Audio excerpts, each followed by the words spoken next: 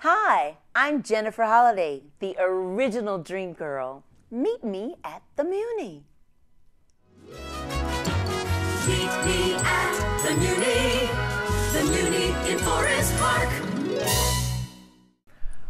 Hi, I'm Mike Isaacson, the executive producer of the Muny, and I am sitting here with the original Dream Girl, the original Effie, Jennifer Holliday. This is a great moment for me personally. It is a great moment for the Muny. It's a great moment for the city of St. Louis. Jennifer, I've said it a million times, we are so grateful and honored and blessed to have you here. Thank you. Everyone during this rehearsal period has been inspired by you, engaged by you, and now we're going to share some of the magic we've all experienced with some of our Muny YouTube watchers. So I want you to tell, because you were telling me a wonderful story about what you and Kofi did today with the billboard. Oh my goodness.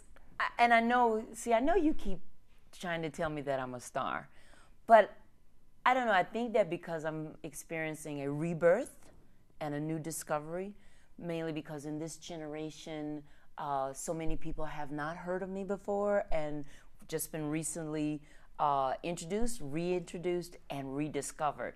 So today, Denny Reagan, who is President and CEO of the Muny, he had told me that my billboard was going up with my name on it with Dream Girls. So I'm thinking that it's just the sign Dream Girls and maybe Jennifer Holliday, whatever.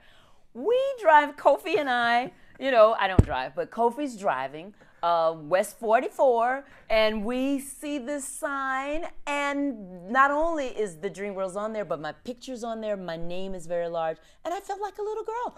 I mean, I got discovered at 18. I felt like that again. And I was telling Kofi and Phil, who took the photographer, that it was almost like when I first heard my song on the radio. And I was like, I'm on the radio. Oh my goodness gracious. So I was just so happy just to see it, because this whole experience here at the Muny with Dream Girls is a part of my new rebirth. And I'm over 50 years old, and I think that for me, if anything, to encourage everybody that it's never too late to dream dreams and to start over again and make a new life. So we had a beautiful day, and the weather was beautiful today. The sky's so clear. I mean, I'm like, let's do postcards. Let's do Christmas cards. Christmas cards of Jennifer Holliday at the Muny and her sign. Okay, and her billboard, her own billboard. I was like, stop. The arches and Jennifer Holliday billboard. That's all you got to see in St. Louis. One, two. Yeah. 1, 2.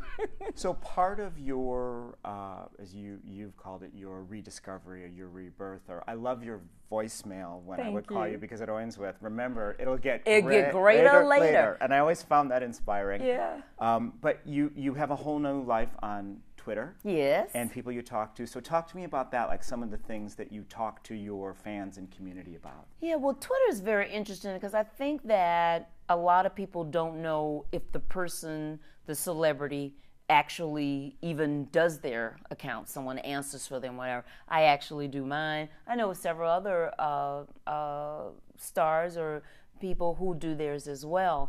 And one thing about Twitter, you have to find what you want yourself to be expressed as.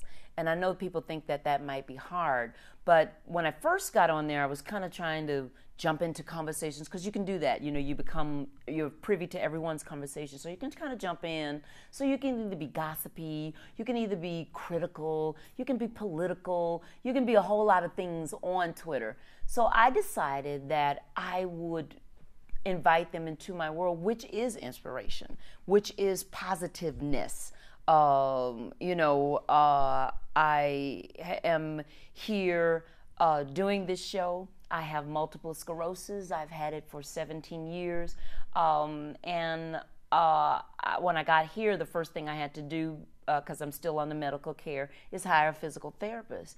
And so even with my physical therapist, she kept saying, she said, "You're actually inspiring me." I said, "I am?" And she said, "You're inspiring me because now I can tell other people that I work with that you can overcome some of these things. So I think I just try to let people know that I've pretty much been through everything that they've been through, and that you can be all right. You can be all right. You can start again. So I basically take a more spiritual approach with my Twitter line.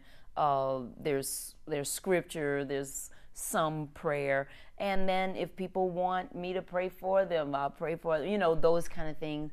Just more so just to stay in touch, to give them hope, you know, that there's happiness. I call my TL, which is called Timeline, my TL, the hope line.